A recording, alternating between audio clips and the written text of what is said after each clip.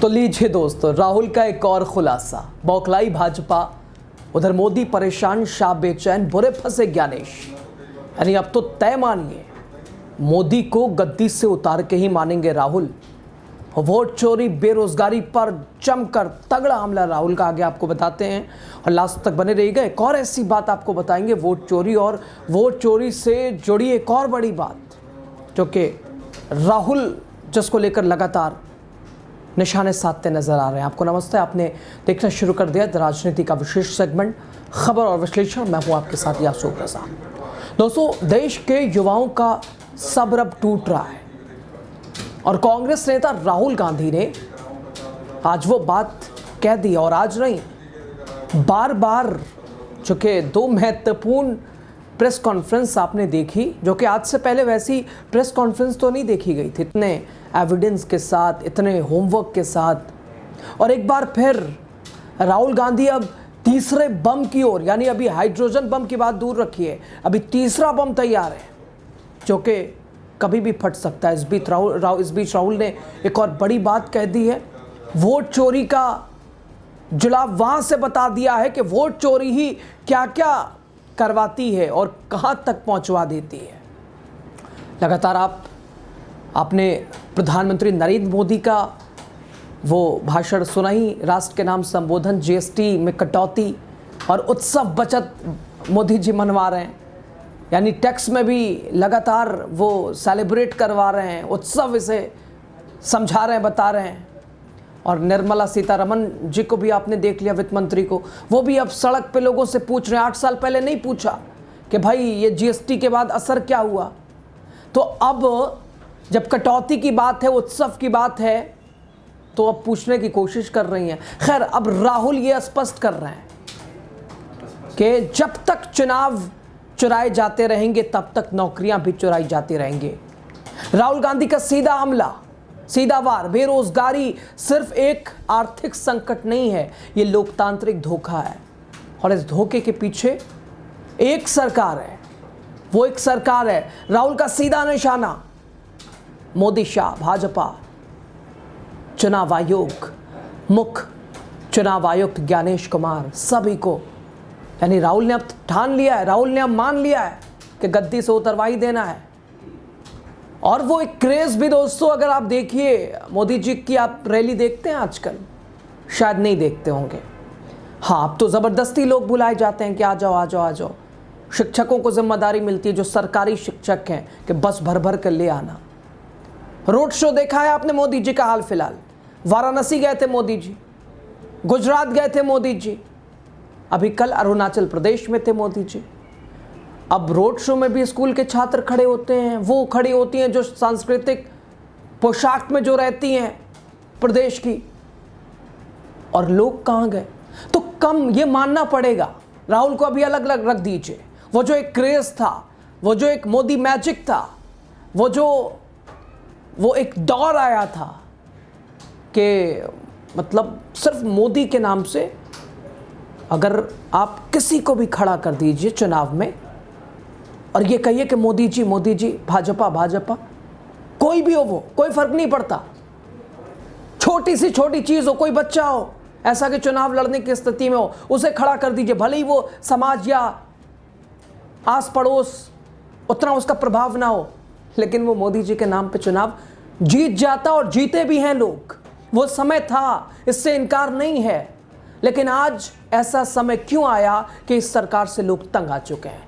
LOP, Lok Sabha नेता विपक्ष, लगातार जिस तरह से होमवर्क के साथ, अपने एविडेंस के साथ सरकार को घेर रहे हैं, केंद्र सरकार पर निशाने साध रहे हैं, वो बहुत कुछ बता रहा है।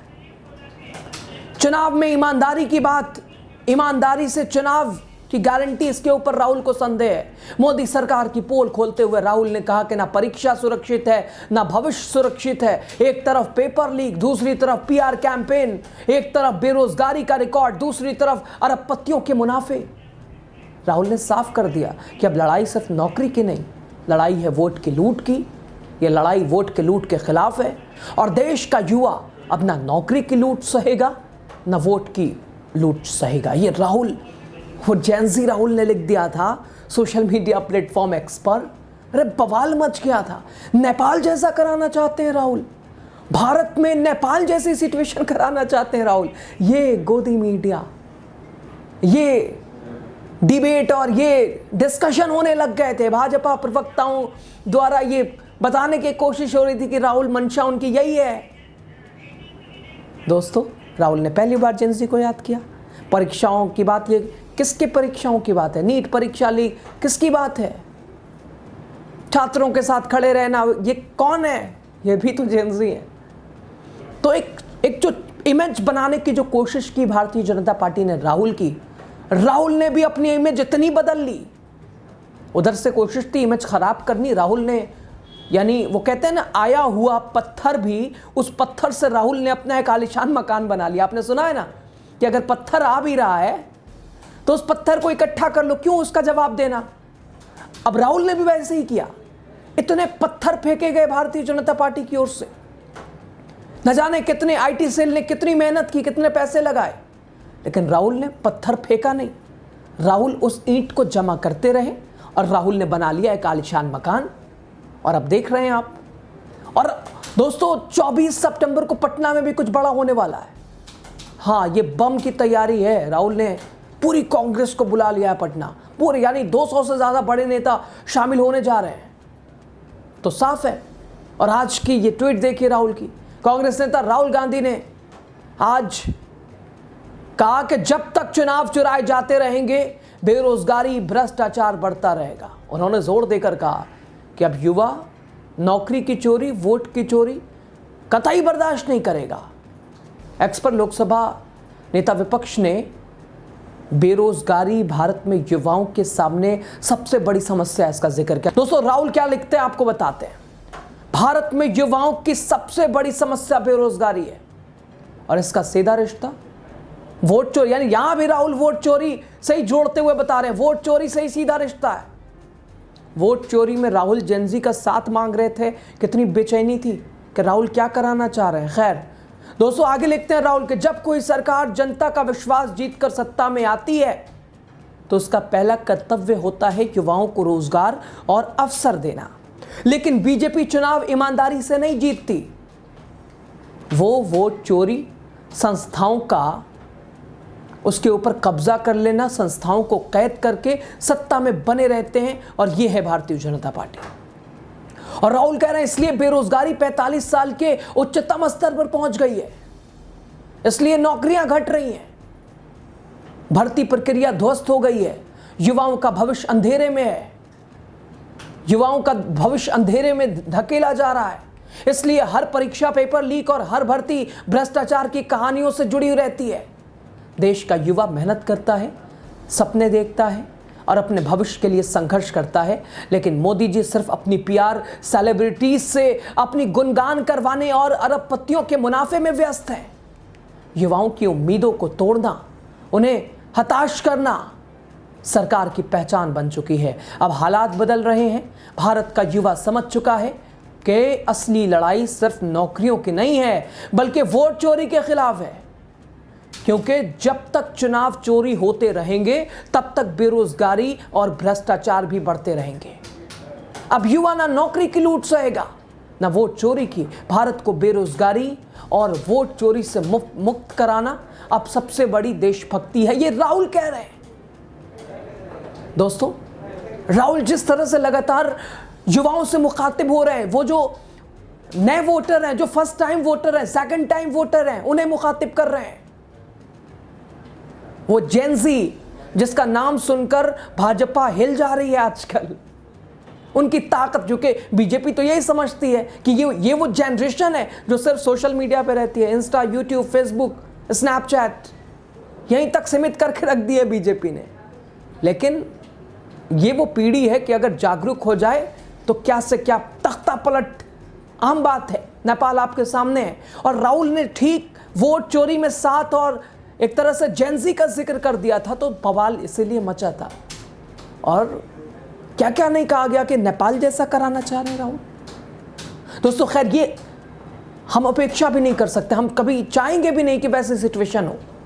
लेकिन मौजूदा सिचुएशन पे जो नेता विपक्ष जो सवाल पूछ रहा है, क्या इस पर भी इसका जवाब ना देकर हंसी मजाक में इसे थोड़ी ना लिया जा सकता है। ये जो बड़े बड़े आरोप चुनाव आयोग पर हैं, केंद्र सरकार पर हैं, और क्या कोई छोटा नेता आरोप लगा रहा है? ये जिले वाला कोई नेता आरोप लगा रहा है, कोई प्रदेश का नेता आरोप लगा रहा है, कोई छोटी सी पार्टी का अध्यक्ष आरोप लगा रहा है? नहीं, विपक्ष का सबसे बड़ा चेहरा, लोकसभा में नेता प्रतिपक्ष एलओपी राहुल गांधी ये आरोप लगा रहे हैं। जवाब जिस स्तर का सवाल आया है, जवाब भी उसी स्तर का होना चाहिए, उसी लेवल का जवाब होना चाहिए, उसी प्रमाण के साथ जैसे सवाल आया है, जिस एविडेंस के साथ, जवाब भी उसी एविडेंस पे चाहिए। लेकिन यहां क्या हो रहा है? कल की भी आपने खबर देखी, कर्नाटका में अब वोट चोरी, अब उस पर एसआईटी का गठन। अब आप देख रहे हैं, यानी ओवरऑल राहुल जिस तरह से राहुल ने युवाओं को आकर्षित किया अपनी तरफ, अट्रैक्शन युवाओं की राहुल की तरफ बढ़ी है। शायद युवा भी समझ रहा है कि युवा अगर जो कहता है, अगर वक्त आए तो वो करेगा भी। और चूंकि ये जो सरकार दोस्तों बनी ना, Bharatiya Janata party double engine, Modi Shah वाली, गुजरात लॉबी वाली, ये तो आधार ही यही था कि नौकरियां हर साल 2 करोड़ रोजगार देंगे। 2 करोड़ छोड़िए, 2 लाख, इसके ऊपर प्रश्न चिन्ह है। दोस्तों, भारत के युवाओं की सबसे बड़ी समस्या बेरोजगारी है। राहुल ने यही कहा आज, और इसका सीधा रिश्ता वोट चोरी से ही राहुल बता रहे हैं। जब कोई सरकार जनता का विश्वास जीत कर सत्ता में आती है, उसका पहला कर्तव्य होता है युवाओं को रोजगार अवसर देना। लेकिन बीजेपी चुनाव ईमानदारी से नहीं जीतती है, वो चोरी करती है, संवैधानिक संस्थाओं को कैद करके सत्ता में बनी रहती है। ये इतना गंभीर आरोप, और जवाब क्या मजाक में दिया जाएगा? जवाब क्या ऐसे ही 2, 4, 5 पॉइंट में दिया जाएगा? बात समझ में नहीं आती दोस्तों। खैर, राहुल ने कहा बेरोजगारी 45 सालों के उच्चतम स्तर पर पहुंच चुकी है, नौकरियां घट रही हैं, भर्ती प्रक्रियाएं ध्वस्त हैं, युवाओं का भविष्य अंधेरे में है, परीक्षा पेपर लीक हो रही है, हर भर्ती में भ्रष्टाचार की कहानियां हैं। देश का युवा मेहनत करता है, सपने देखता है, अपने भविष्य के लिए संघर्ष करता है, लेकिन मोदी जी सिर्फ अपनी पीआर सेलिब्रिटीज ने से अपना गुणगान करवाते हैं, अरबपतियों से मुनाफा में वो लगातार व्यस्त है। युवाओं की उम्मीद को तोड़ना तो उन्हें और हताश करना सरकार की पहचान बन चुकी है, राहुल कह रहे हैं। दोस्तों, राहुल अब रुकने वाले नहीं हैं। राहुल अब सरकार की चूल्हे हिला रहे हैं, कुर्सियां हिला रहे हैं, और शायद मोदी शाह भाजपा को ये डर है। राहुल के खुलासे ने बीजेपी को बैकफुट पर ला दिया है, और मोदी सरकार अब जवाब देने की हालत में नहीं है। सवाल, क्या मोदी सरकार वाकई युवाओं का विश्वास खो चुकी है? और क्या राहुल गांधी की ये चेतावनी, राहुल गांधी के ये आरोप, और राहुल गांधी की ये तैयारी, राहुल गांधी का ये खुला चैलेंज, कोई है लेने वाला? कोई है सामने से एक्सेप्ट करने वाला? क्या समझ पा रहे हैं आप? खबर पे आपकी राय बहुत ज़्यादा ज़रूरी होती है। राहुल आगे क्या करने वाले हैं, कल पटना में क्या करने वाले हैं, बम धमाका, और हाइड्रोजन बम से पहले ये जो छोटे छोटे बम हैं, ये कितनी बड़ी मुसीबत है। ज्ञानेश कुमार की कार्यशैली, चुनाव आयोग की कार्यशैली, वो निष्पक्षता पर सवाल, वो दाग, वो धब्बा, वो साख पर सवाल, कैसे मिलेगा जवाब? दोस्तों, आप अपनी राय खुले दिल और खुले विचार से कीजिए, चूँकि आप बोलिए ताकि आपकी पहचान हो सके, और लोकतंत्र में बोलना ये बहुत ज़रूरी है आपकी लोकतंत्र की मजबूती के लिए।